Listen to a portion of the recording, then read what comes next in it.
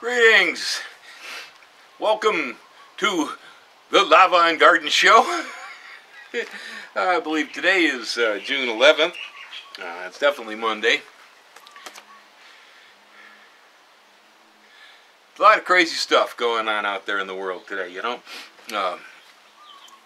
Things here in Hawaii actually seem relatively tame. We only had a couple of earthquakes last night on Kilauea and some ash explosions again. They were in the vicinity of a 5 magnitude. One of them was at 4:50 this morning, and I did feel it just a little bit here at the house, not much. Kind of a, but you know, it's a crazy world, I swear. It just sometimes I can't figure out what people are thinking. You know, we got people who live north of the border here in Canada. They've been our friends for the longest darn time, and we just get one dumb guy in Washington who thinks he wants to start a fight with the Canadians, you know, but he's going to be friends with North Korea. Right? It's nuts, and I that's all I'm saying about it. We'll let history and other people figure this out. There's a lot of other people out there that can talk about it. So I'll leave that one alone, but for real, beliefs, attitudes. Beliefs and attitudes. I've talked about belief before, and you know, the world is the way it is because you think that's the way it is, and it's even worse when it's collective consciousness, because we do have our mass of humans that sometimes we're all thinking in a similar direction, or sometimes we're thinking in 20 different directions, who knows, but we all kind of shape what's going on here together. In reference to the garden, in that regard, most of my life I've had people tell me, oh, that won't grow here. Now, this happened a lot. Being a guy who likes to experiment with plants, and I don't figure I'm too limited with that because I think I'm fairly skilled at what I do. I'm often confronted with the idea that a particular crop I'm working with does not grow in a certain area. And this goes right back to my mother, who was a good gardener. Mom, she was good. I learned a lot of what I knew from her. But she definitely took me out in the garden the first time around. But, you know, Mom lived in Illinois, and the summers in Illinois get pretty darn hot. And so Mom used to claim that you can't grow head lettuce in Illinois. That's what she said. We always had leaf lettuce and endive and escarole and other salad vegetables that she raised, but she firmly believed head lettuce was impossible.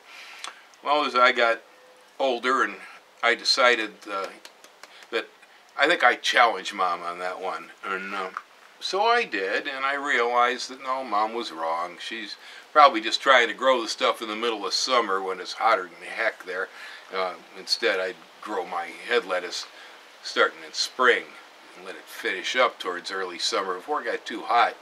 Well, I used to start bringing it by my mother's place, and she'd go, "Oh my God, Bill, you grew head lettuce here. I didn't think you could do that." You know, yeah, you can do it, Mom. You just got to work it out. And well, I started planting in her garden for her and all that. Well, this was one of the happier situations where someone told me I couldn't grow something, because Mom was delighted when she found that she could have head lettuce, because her son could do it for her, you know.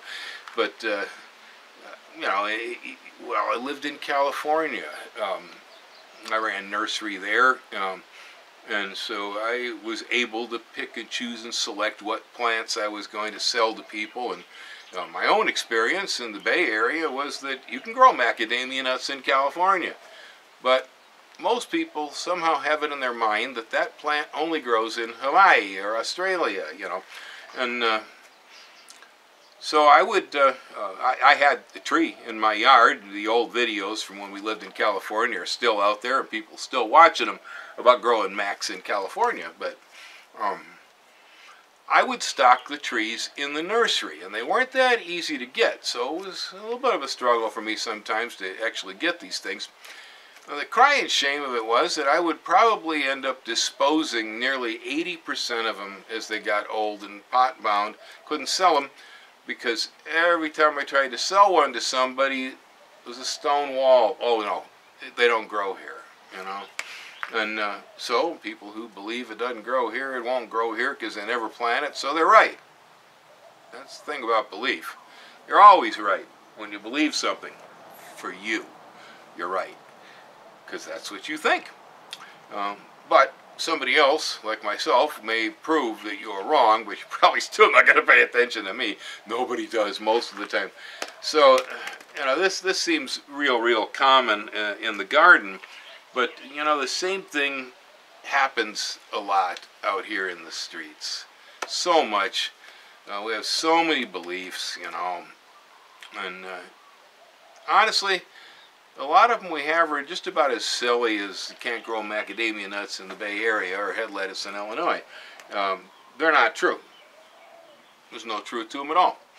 But yet, if enough people believe something, for that group at least, it does become true.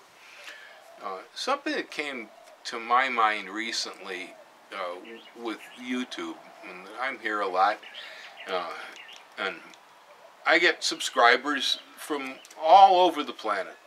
People of all different nationalities, different nations and ethnicities, people of different beliefs, there's just so many.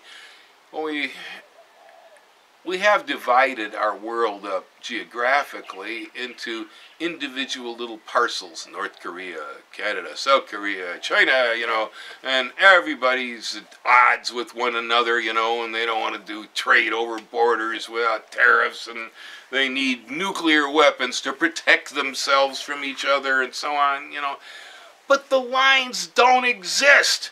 They aren't even there. The lines are inside our minds. That's the only place they exist. And when I'm on the internet a lot of times and I'm answering folks' questions here on the channel, sometimes out of curiosity I go to look to see, this guy's from Romania. I'll be darned, look at that. They're listening to me in Romania. But, past the curiosity of it, where you come from, who you are, what color your skin is, on YouTube, to me, it doesn't matter. What's your question? Can I answer it? Is there something I can do for you? There are no borders on the internet. Those borders don't exist. And I find that daily I'm speaking with people from all over this planet that, their country may even be at war with ours, who knows? But the individual people are not. And in a way, we not only have to blame belief and our social conventions, but more so than anything, we actually have to blame our leaders for this, because many of them, for their own reasons, perpetuate the idea that people are different and that there's fear. It's Republicans. It's against Democrats. So blame the Democrats. Blame the Republicans, and so on and so forth. Gotta have a wall on the border. And we live like this. And it's completely silly. It's ridiculous. I'm suggesting, I have a suggestion. And just like when I go out in the yard and I plant a macadamia nut in Fremont, California, and it grows, even though people don't want to believe it does, I suggest that each and every one of us get out there and start talking to people across borders through the internet, breaking down the differences that people, in a way, own the internet. Now, Trump and his people decided that net neutrality wasn't a good thing, and so there has been some activity by our government to be able to limit and control our freedom out there, so we can't get the free access we'd like, but we still have a lot of it. And I'm on a campaign here to prove that these borders don't exist, and that all the people I talk to out there every day are all the same people, that we're all one people. We're all one planet. There's no borders. There's no divisions. The color of your skin doesn't make any difference as far as whether I'm going to answer your question about growing grapes or not. I just happened to realize the other day just how borderless and colorblind the internet can be. If you're the sort of person who's open and you're not forcing these artificial convictions also into the web. I'd love it if all the people on Earth got together over the internet, joined hands, and said, you know what? Our leaders are crazy. They're nuts. You people in Iran, you're the same people that are over here in Mongolia, and you're the same people that exist in Zimbabwe. You know, I like Hawaii because Hawaii does believe in aloha. We believe in acceptance and allowing, you know, all these different cultures to come together and greeting, you know, everybody. And it's not a perfect place either, you know. Paradise is a state of mind. It's not a real location, but still, a very openness and warmth to the society here that currently tends to fly in the face of a lot of the stuff I see coming out of our nation's capital, where they're really heading totally the opposite direction. And that direction of conflict and separation and differences, you know, and so on, it only ruins what's best about this nation, because, you know, this nation was based on people. It was based on one principle of equality with people. It's been evolving. It wasn't always that great. It gets better sometimes. Lately, I think it gets worse, though. It's up to each and every one of us to change how that is and the way we see. So, just like planting macadamia nuts in Fremont, California, even though nobody thinks you can, I suggest that we plant seeds of love in the midst of the war on this planet. What applies in the garden applies with nations, applies with society, applies with people. There's no real difference there. I believe when I first started this channel a long time ago, one of the principles in the messages I put forth at that time, I think it's still out there somewhere on the Meet the Green Garden guy, to plant lettuce for world peace. It sounds stupid maybe, you know, but when we spend our times focusing on growing a beautiful crop of lettuce, we haven't got time for anger and for hate and for war. Plant more lettuce for world peace. This is my motto, as silly as it might be. Then as far as the eruptions are concerned here, things have not changed very much. We are still at about 150-foot fountaining out of fissure number 8. I guess there's a couple other fissures nearby it that are producing some. I can still see the lays where the lava is pouring into what used to be Kapoho Bay here from the house. Take a look. Here is some videos that I shot showing both the fissure 8 plume and the lays.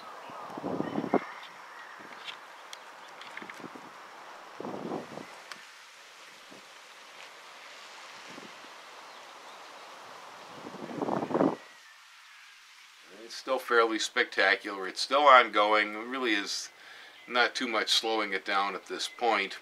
I haven't heard of any real new disasters, you know, of housing developments or anything getting overrun, but the cone on fissure 8 is growing daily, and again, I still get worried that the whole system's moving down to the southeastern rift and out of the national park here. Watching the news this morning, local stuff, and they were interviewing an old auntie here whose name I can't quite recall, but she and her partner were two people that had really gone into the shelters in Pahoa in the first days with their parrots. They brought their Amazon parrots with them. How'd you like to be in a shelter with Amazon parrots, huh? And they did so because the gas in the air was too much for them. They couldn't breathe, and so even though the house still stood, they abandoned it. And she was being interviewed. It's become quite a fixture. The shelter, been there since the beginning. Has an attitude about things, I guess, that just kind of sustained everybody else in this sort of family feeling that she projects. When they interviewed her this morning, she said that people are claiming that this is such a disaster, that the lava is destroying the island. She said, you know, nothing could be further from the truth. So people think Pele is destroying it, but she's not. Her response is she's just cleaning it up. And I got a kick out of it, but it was so true. You know, I hear this a lot being on the web. I get people from all over the place who, you know, I mean, not even necessarily close friends, just people who know who I am, and who, you know, it's like, oh God, it's horrible, you know, that this is destruction. There's this idea somehow that this volcanism is destruction. And of course, if your home was in the path, or your papaya farm was in the path, yes, the papaya farm was destroyed. Yes, the home is gone. There's no doubt about that. And so I'm not arguing that what was destroyed was truly destroyed. But the thing about it is that when you live here on a volcanic island, and the islands themselves are completely created by lava. They're made by the volcanoes, both what's under the water and above the water. No difference, you know, in Hawaii's reefs are spectacular, for instance. This is all built on lava. And so to look at the volcanic eruptions as being a destroying, dark, and evil force, for instance, is really isn't quite right. There is no positive and negative to this whole thing. It just is. No volcanoes, no Hawaii. Like Auntie says, Pele's just cleaning up. You know?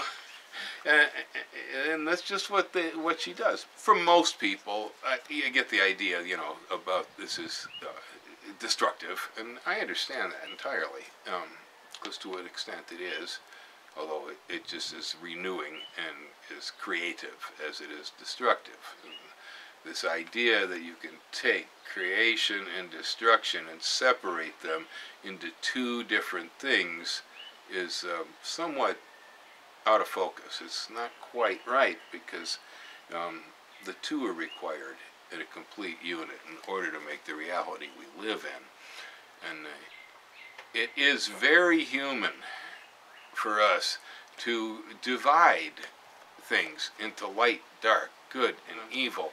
They have been around so long, and they've been so deeply ingrained in our thinking, that most of us actually believe these things exist. Now, I'm not saying that if somebody runs up in the street and takes a shot at you, that's a nice man. Okay, it's not. It's not. But there is actually no such thing as evil and good. They're just points of view.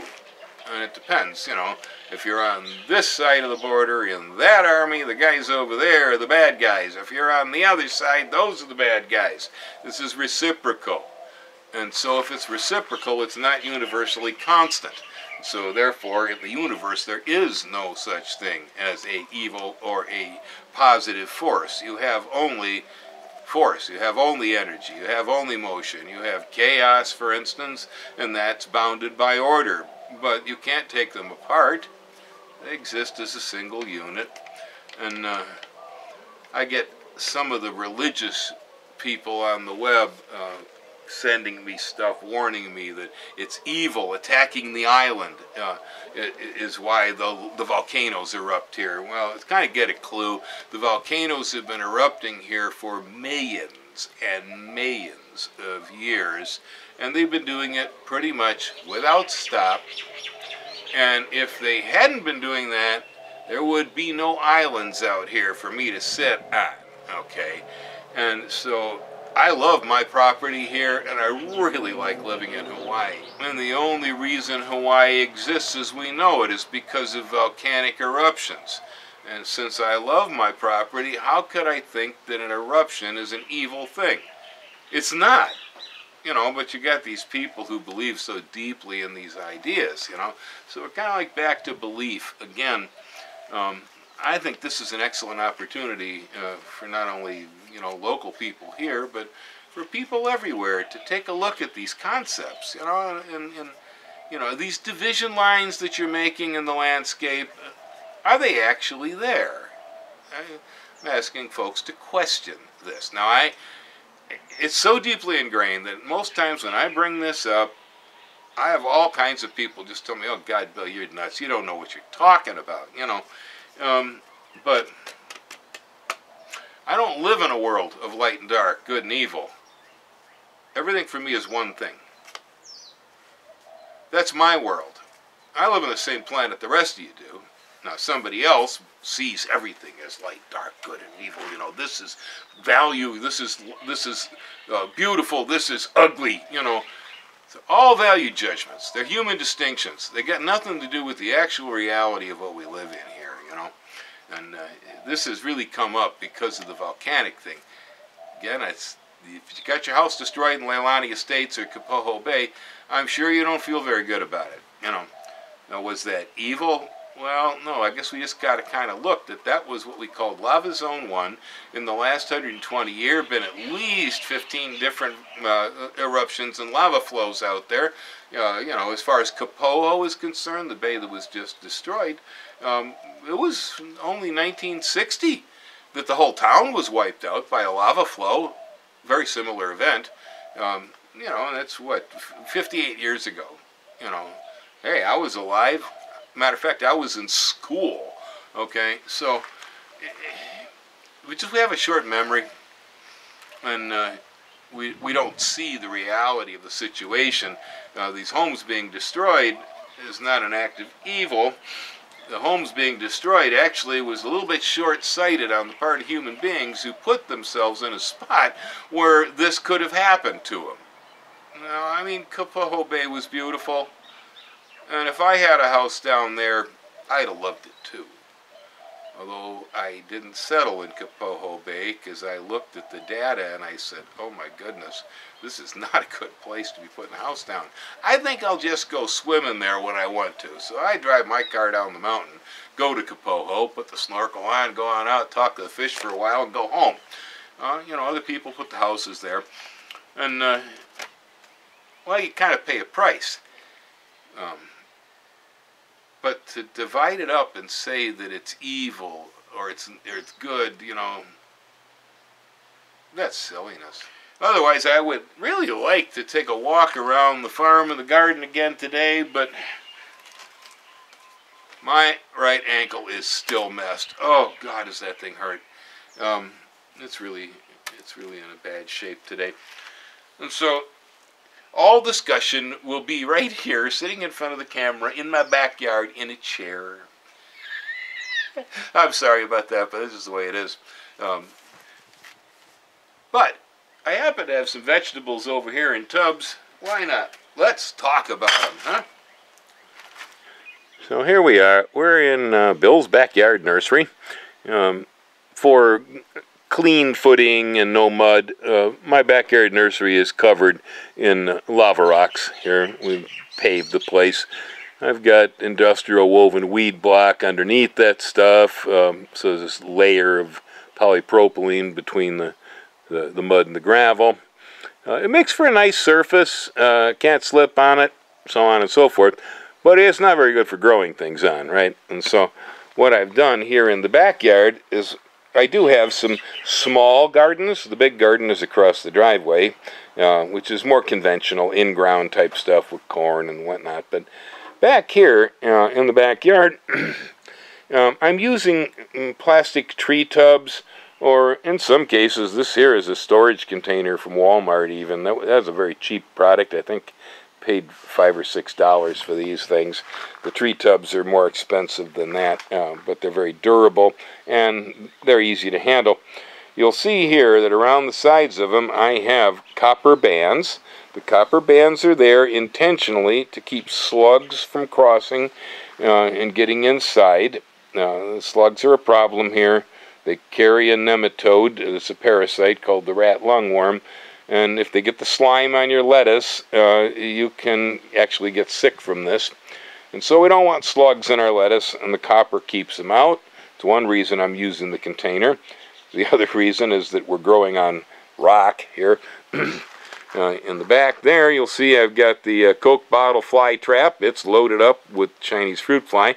Right beneath it, there are pepper plants, and the pepper plants would ordinarily be susceptible to the fly. You go to pick one of the things, the pepper would be rotting, and if you look inside, you got little maggots crawling through it.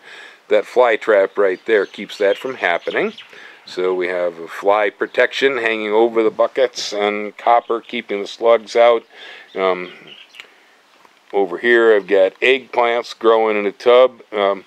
In the tubs I have far less problems with nematode, and eggplants and peppers are susceptible to nematode.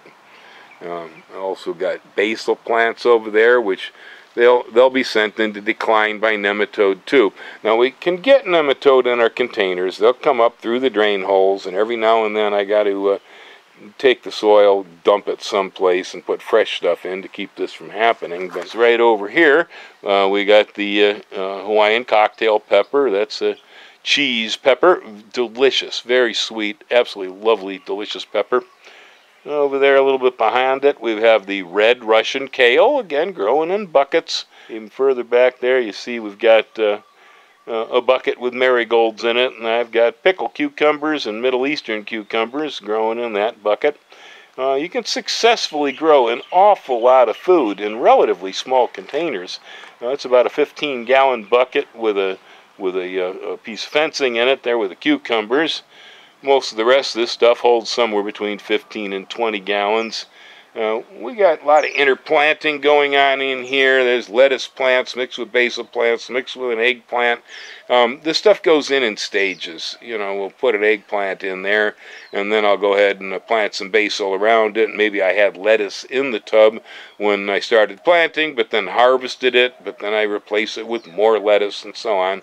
Here we've got my chives that we transplanted the other day, sitting there growing down to the floor in buckets.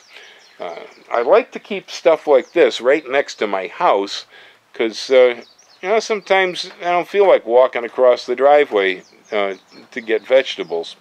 This keeps me from being too lazy and saying, oh, I'm not going to eat that today. I have little excuse, even when it's raining, not to come out here and harvest something to eat for dinner.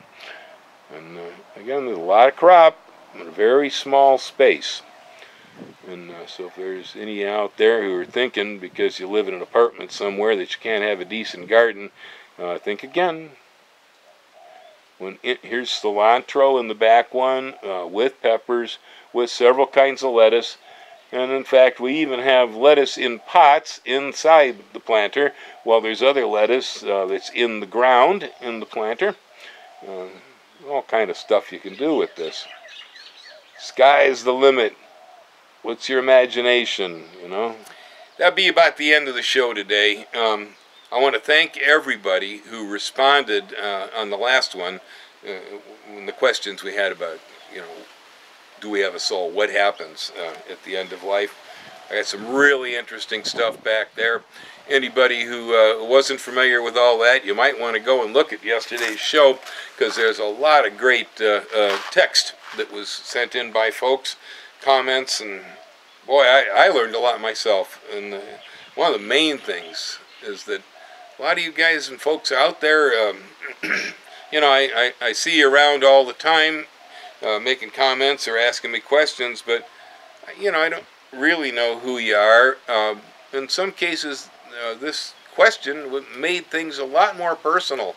I learned a lot about you folks in asking that question. Guess I need to ask questions more often, huh?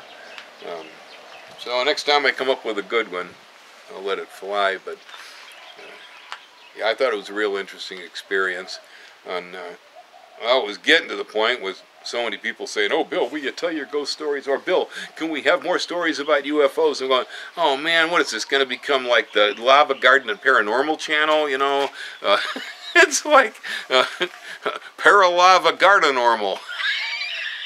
Yeah, you know, I don't think I want to go that way. So, shh, it's a secret that we even talk about this stuff here. It's a Lava and Garden channel. We'll sneak in a little bit about UFOs as we move along. Feel free to talk about it here. I don't care.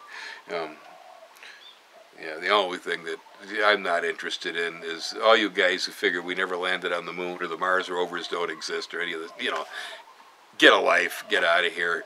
You know, apparently you weren't on the planet in 1957 when the space race started, and we had to compete with the Russians. Okay, it was a Cold War.